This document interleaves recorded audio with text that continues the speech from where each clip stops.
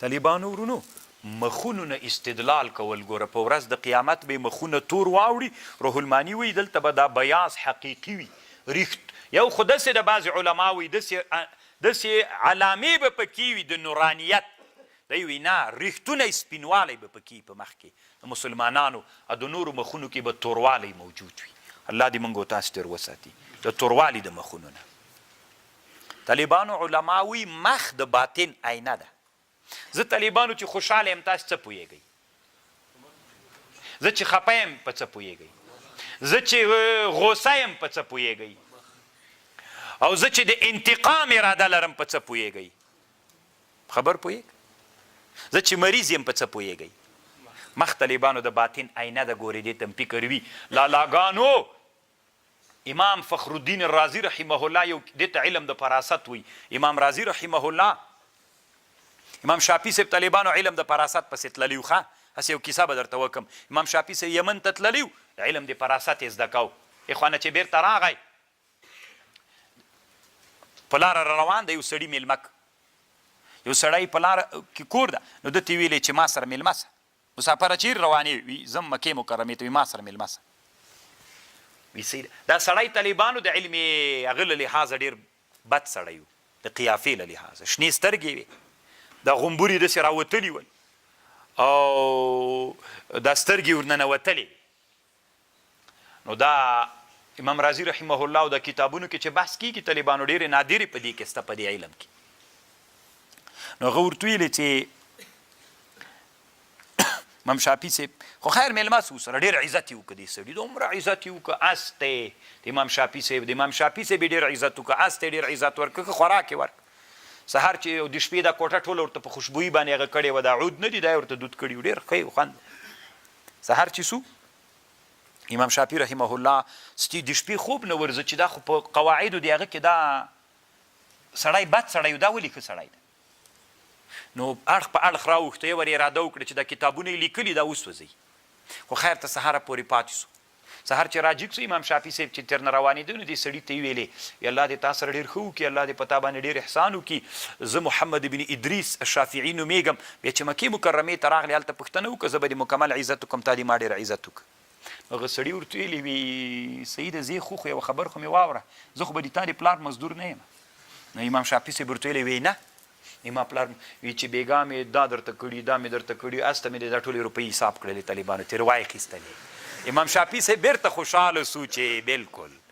که نه دومره میلمه نه څوک شی اخلي دومره کنجوس سړی و طالبانو هغه نو دا طالبانو امام شافعي رحمه الله تعالی په دې علم کې ډېر لوی علم ورکړی و ډېر لوی مهارت په دې علم په دې علم د فراست کې امام شافعي رحمه الله ډېر معلومات درلوده طالبانو د امام شافعي صاحب په مناقبو کې ابن حجر یو کتاب جوړ کړی ده التوالی التأسیس بمعالی ابن ادریس ما سره شته طالبانو په دې کتاب کې د خبر لیکلې ده نور هم څو خبرې شته طالبانو نه درته کوم بس ده خو طالبانو ورونو یو بادشاه و د ده عادت دا و چې چا به ملاقات غوښتنه وکړله نو یو وارې به ورته ویلې باچا د باچا په علم د قیافې کې ډېر معلومات درلوده دا یو هغه علم ده چې افغانستان کې مړ د طالبانو مړ مکمل مړ د طالبانو ساه یې وتلې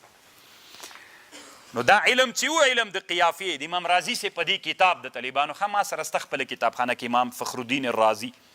بیا عکسونه ویستلي دي خو دا علم بیا یو کار لري طالبانو ورونو ته به طالبان خپل منځ کې یو ډېر زورویه دا اوس چې زه د بعضې طالبانو مخونو ته وګورم زه پوهېږم چې څه خواص لري ګپ نه در سره لګوم طالبانو پټې خبرې دي هغه اوس طالبانو ورونو عالمي د مخ خواینه ده که نه هغه تا صفت چې ما ته پته لګېږي طالبانو چې ته څه صفت لري تاسې هم زوی مړې پوه شوئ لکه څه نو اوس طالبانو ورونو تاسې ما خبرې ته غوږ ونیسئ باچا عادت داسې درلوده چې کله به څوک ورتله عکس به یې ورته جوړ کړي اورې پخوا وخت کې خو دا عکسونه هم ډېر ماهرین عکس یې چې ورته جوړ کړ بیا به ورتله به ورته طالبانو بیا به هغه عکس وکته هغه اصولو ته به یې وکتل چې کوم کوم صفات پکې دي نو هغه مخ نه به ما استدلال کو طالبانو که به یې خوښه وه ورسره ملاقات یې کو که نه یې کو سره یو سړی و طالبانو خپل صورت یې څه و دا یې د قیافې له لحاظه ښه صفات نه ول پکې بیا طالبانو خپل عکس بل رقم ته جوړ کړ بادشاه ته یې ورلیک دا سړی ملاقات کوي بادشاه چې وکتل د داسې جوړ کړی چې هغه ښه صفات پکې وي دا دې راسي وي دا دی دی چې ورغی طالبانو بادشاه چې عکس ته وکتل ده ته یې وکتل وي دا خو ښه وایي وي تا مخ ښه نه وایي نو ده ورته ویلي چې بادشاه صاحب صحیح ده دا زه منم خو ما په ځان کې انقلاب راوستلی بدلون مې راوستلی ده طالبانو بیرته په علم قیافې کې بیا داسې هم کېږي ګوري خبر پوه شو اوس به خبر درته کوم طالبانو یو عالم دنیا کې تېر سوی ابن جلجل نومیږي په خبر پوهېږئ که نه 600 کې تېر ده د اطباو باندې یو کتاب جوړ کړی په ډاکټرانو باندې د اسلامي امت مسلمانو ډاکټرانو باندې یو کتاب جوړ کړ طالبانو موږ په طب کې داسې نادري کړي چې اوس یې درته وکم د نن عصر اطباو به نه یې کړي جبرین ابن بختشوع حارث ابن بهدله د یوه خبر دی خلاصېږي که لږ پاتې ها که زه ور وایه چې بیا به زه بیا لګیا سم جلجل ابن جلجل په دې خپل کتاب کې یو سړی ښودلی ده رښتیا تنه د مسلمانانو اطباو تاریخ نه ده دا تاریخ د دنیا د مشهور اطباو مسلمانان هم ډېر شته پکې یو سړی د طالبانو تاسې به یې نوم اورېدلی سقراط نومېده د سقراط په زمانه کې یو بل ښه عالم هم نو هغه بل هم ډېر ښه عالم و نو هغه بل عالم باندې هم ډېر شاګردان راټول ول او په ده باندې هم څوک راټول ول شاګردان راټول ول بیا د هغه ورته ویلې څه ورته وایي دا بل عالم هغه عالم د هغه ماهر و د علم د قیافې ماهر و نو خپلو شاګردانو ته یو ورځ درس کې وویلې وی سقراط د غاښونو نه معلومیږي چې دی د سقراط عکس یې ورته راوړ بل عالم ته د سقراط عکس چې ورته راوړ غاښونو نه استدلال وکړه چې دی زاني ده ډېر د غاښونه یې وایي چې د زنا ډېر شوقي ده چې ورته راوړ ابن جلجل هغه وایي دا سقراط دا بل عالم ته نو هغه ورته وکتل ویلې دا زنا ډېره خوښوي غاښونو نه استدلال وکړه د سقراط ستې دا خبره د دې شاګردانو نه ووتله د سقراط شاګردانو ته راغله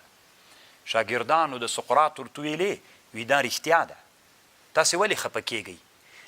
د ما طبیعت دا د الله داسې پیدا کړی یم زنا ډېر خوند راکوي خو کړې مې نه ده ځان کې مې انقلاب راوستلی ګوري طالبانو دا علم د قیافې دومره مخته تللی د سقراط په زمانه کې چې له غاښونو جوړښتونو نه دا استدلال کوي چې دې سړي کې څوک ده دا صفت ته پکې دا صفت ته پکې دا صفت ته پکې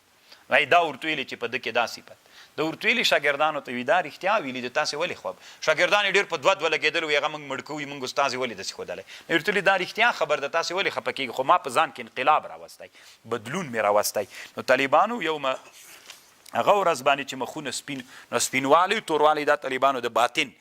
دی چې خراب وي تور مخ به دي باطن دی چې جوړ وي سپین مخ وي مخ طالبانو د باطن څوک ده